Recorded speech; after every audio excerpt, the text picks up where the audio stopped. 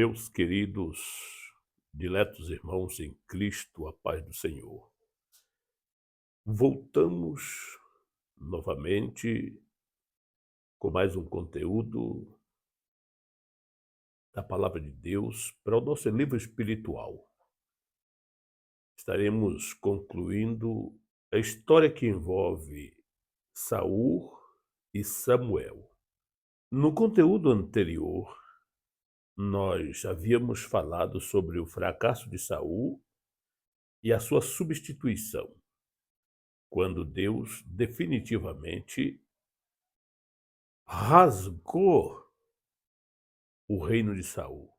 Convido você a abrir as Escrituras no capítulo 15 de 1 Samuel, versículos de número 32 ao 35, depois que ele dá as últimas mensagens de Deus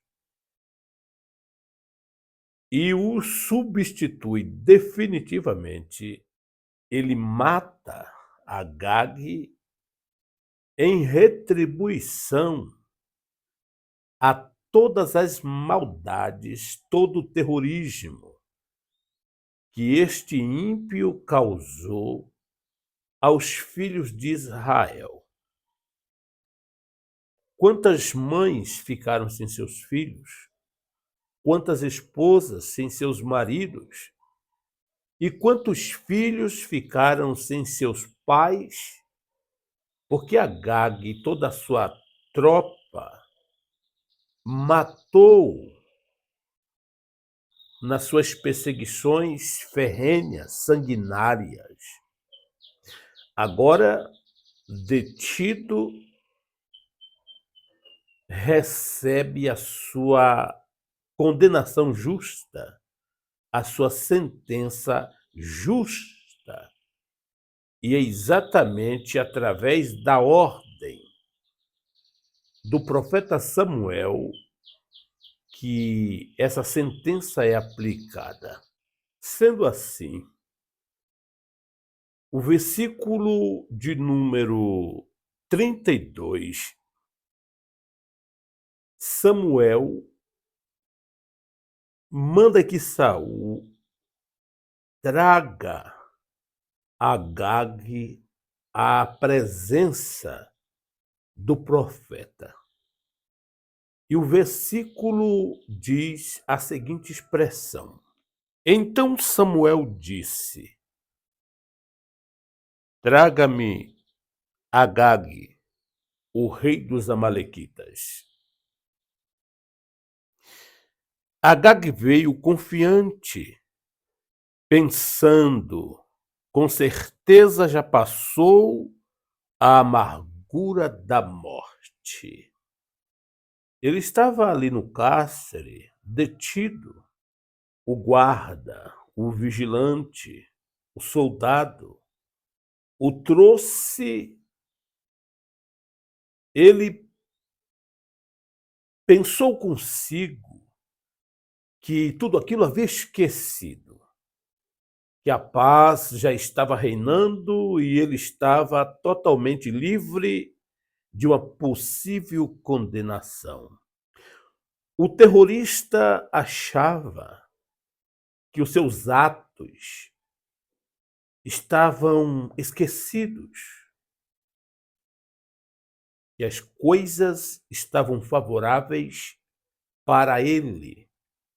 E veio, conforme veremos, animosamente, confiante. O versículo diz na parte B: E disse Agag: Certamente se passou a amargura da morte.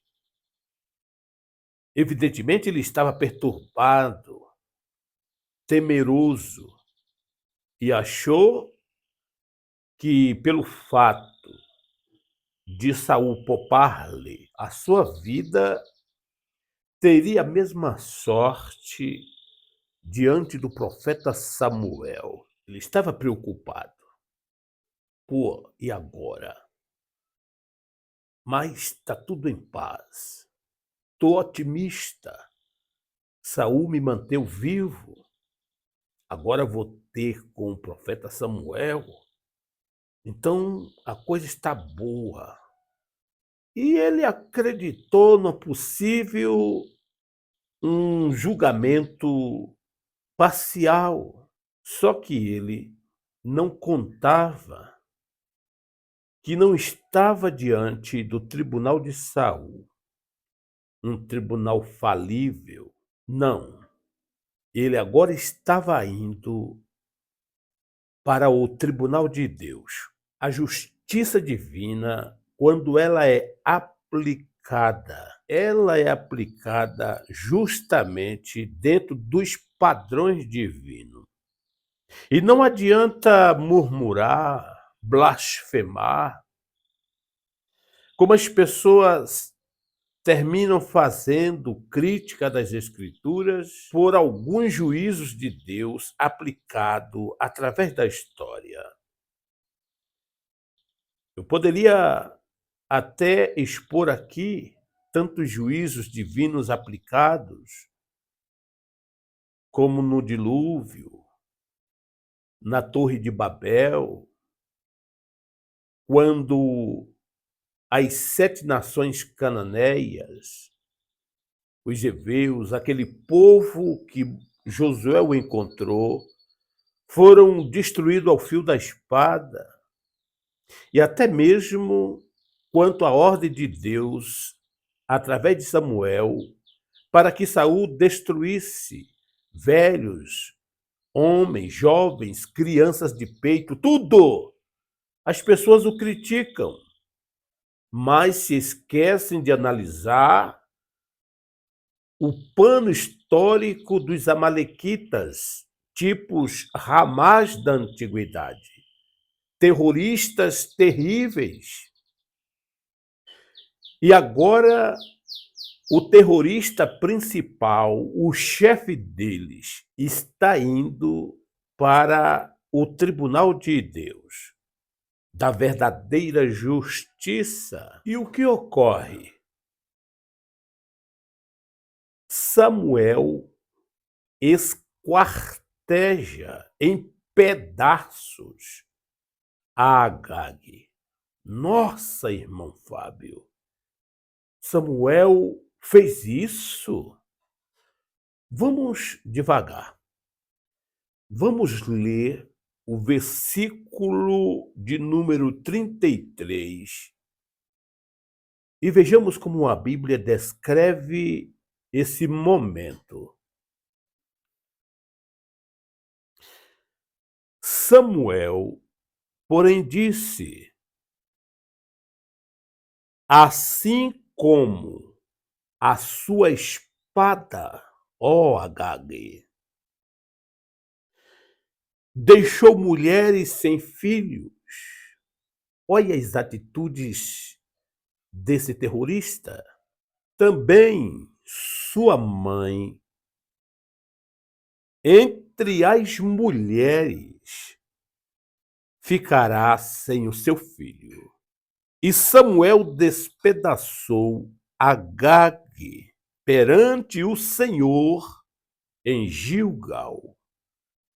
Analise que o juízo aqui é divino, é justo, é a condenação justa, é a punição de um terrorista que, ao longo da história de Israel, causou muitos males aos filhos de Jacó. Aí você diz, mas irmão Fábio, pastor Antônio Fábio, como que o profeta Samuel, um homem santo, um homem de Deus, é capaz de fazer uma coisa dessa, de esquartejar um indivíduo, de matar nessas proporções? É um pensamento meu, não é o que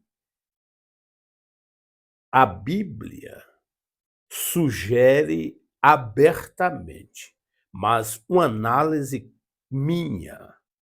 Se você analisar as páginas da Bíblia, você verá que, conforme eu falei, em diversas vezes, Deus se utiliza de indivíduos para aplicar a sua justiça, a sua correção, a punição. Se fôssemos citar aqui inúmeras pessoas que foram instrumentos de Deus, mas eu apenas cito duas pessoas. Josué, que destruiu ao fio da espada aos cananeus e todas as nações ímpias que estavam na terra, quando Israel assumiu a terra.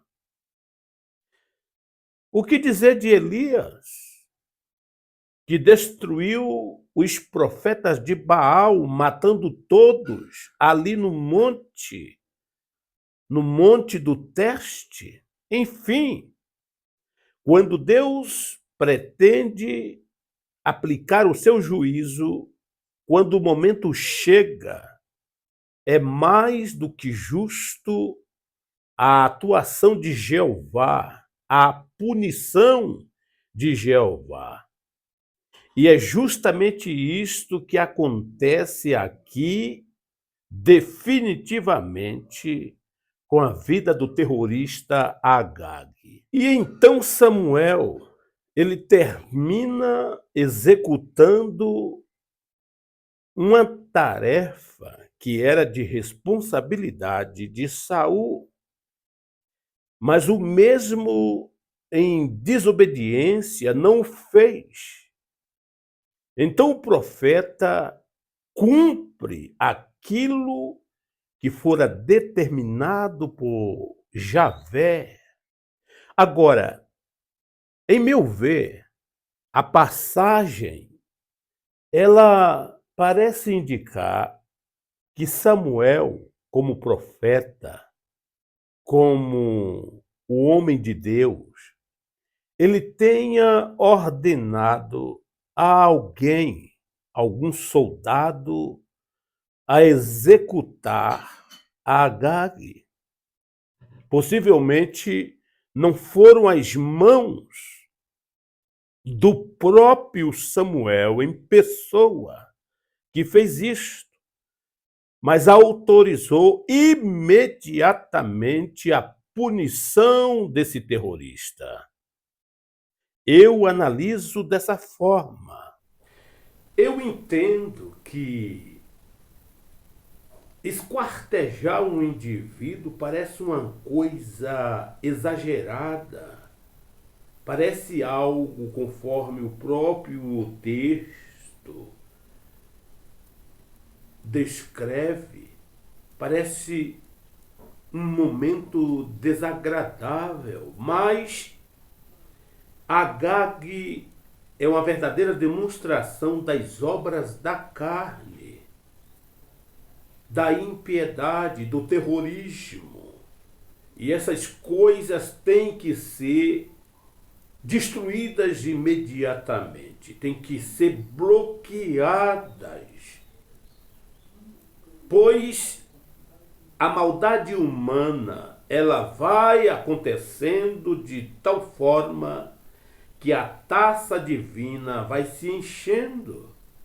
E quando ela começa a transbordar, e que Deus analisa que é digna de uma punição, de um juízo, não adianta as pessoas olharem pelo olhar da hipocrisia.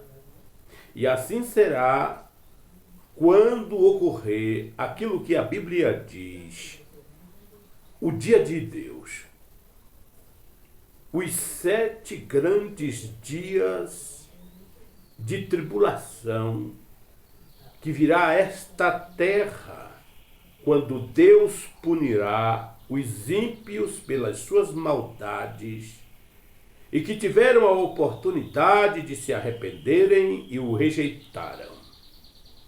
Nessa festa diabólica, maligna, quantos deboches, esses idiotas desumanos, possuídos por demônios, começam a escarnecer do Filho de Deus, da crucificação, começam a pecar, demonstrando seu ódio, e não sabem eles que a taça que mede as suas impiedades diante do Deus eterno está enchendo, está enchendo, está enchendo. E quando o juízo de Deus for derramado sobre esta terra, não ficará nem raiz e nem ramo. Será o juízo digno, justo. Por isso, amigo, se arrependa, enquanto Deus ainda mantém a porta do escape, da salvação, do perdão aberta para você. Jesus Cristo, Ele é a porta. É a única alternativa. Esse é quem você zomba, critica, menospreza, rejeita. Se você rejeitar, a única oportunidade de salvação, não importa quem você seja, que credo você professe, se você não tiver uma experiência pessoal e uma mudança de vida por meio do Espírito Santo, você estará perdido eternamente. Não escapará da justiça divina. Para nós concluirmos, no versículo de número 35, Samuel participa daquela refeição de uma forma rápida, ligeira, e vai embora para nunca mais Saul vê-lo novamente. O versículo de número 35, a palavra de Deus diz a seguinte expressão: Então Samuel partiu para Ramá, e Saul foi para a sua casa em Gibear de Saul. Versículo 34. O 35 continua com a seguinte afirmação: Nunca mais Samuel viu Saul até o dia de sua morte.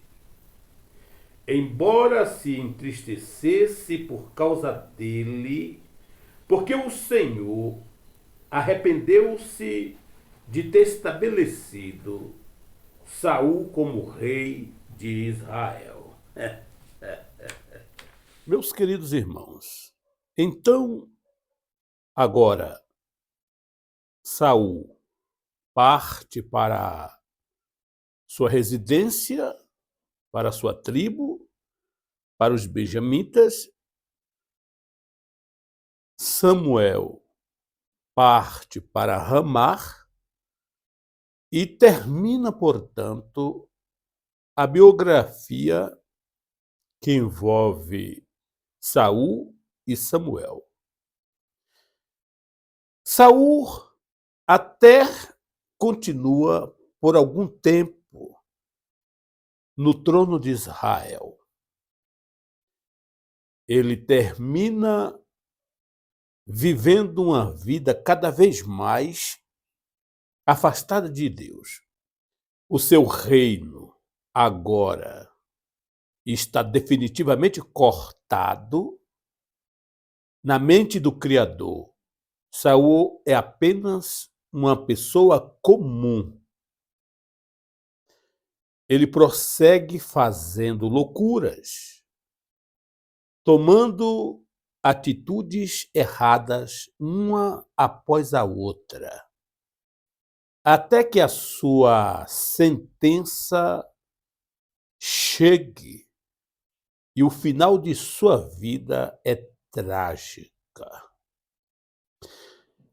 A partir do capítulo 16, a história começa a relatar Saul e Davi. E o monarca perverso continua na sua sagacidade, fazendo uma loucura após a outra. Que isto sirva de exemplo para nós, para os nossos colegas do ministério,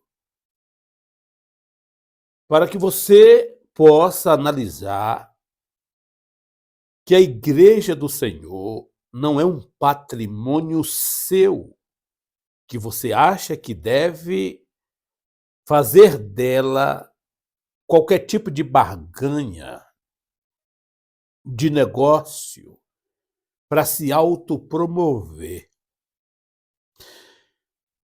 Talvez você possa até estar nessa cadeira de presidente regional, nacional, estadual, e eu falo não só na Assembleia de Deus, mas todas as denominações. Talvez você possa estar até aí, respaldado por estatutos elaborados de forma perniciosa, que dá o direito de você manter-se no poder. Mas, aos olhos de Deus, no pensamento de Deus, talvez você já tenha sido substituído há muito tempo. O que Deus espera é o momento do seu juízo divino. Então, faça uma análise, meu caro pastor presidente das Assembleias de Deus. Infelizmente, muitos líderes evangélicos hoje estão diante de megas igrejas e comunidades simplesmente para fazer fortuna, para fazer riqueza. Não estão preocupados com o verdadeiro sentido do cristianismo, que é levar Cristo à humanidade perdida. Eles querem igrejas cheias, não importa quem ou como, não importa princípios e doutrinas, ideologias, etc. O que importa é que a igreja esteja repleta de contribuintes. São lobos ferozes, gananciosos, que dilaceram ovelhas e assim vai dando expansão à sua imundice perniciosa, à sua incredulidade, à sua carnalidade, à sua falsidade. Mas a qualquer momento a cobrança chegará à sua porta, pastor. Aquele obreiro que você matou espiritualmente, aquele obreiro que você esmagou espiritualmente porque ele era melhor do que você. E hoje ele está no rol dos desigrejados. Você vai dar conta de muitas coisas. Por isso, faça uma análise do seu ministério, da sua consciência. Se não chegou o momento de você passar o cajado e descansar um pouco, mas isso é muito difícil quando o indivíduo é hipócrita, ganancioso e falso profeta. Que Deus lhe abençoe. Em o nosso próximo conteúdo, estaremos, portanto, analisando a consagração, a unção de Davi e os princípios dos seus atos na história de Israel. Fique na paz. Forte abraço. Ore por mim. Sou carente de vossas orações. Só Deus sabe a luta, o preço que temos passado para nos mantermos na fé em Jesus Cristo. Embora o ministério, de uma forma palpável, visível, naquela igreja situada naquele bairro, me fora tirado de uma forma grosseira, mas a Deus cabe julgar todas as coisas. O Senhor conhece o coração humano e eu tenho dado a Deus o meu coração. Tenho suplicado a sua graça e a sua misericórdia e tenho certeza que Deus tem um propósito grande na minha vida, tanto do ponto de vista cristão como ministerial. Fique na paz. Que Deus vos abençoe.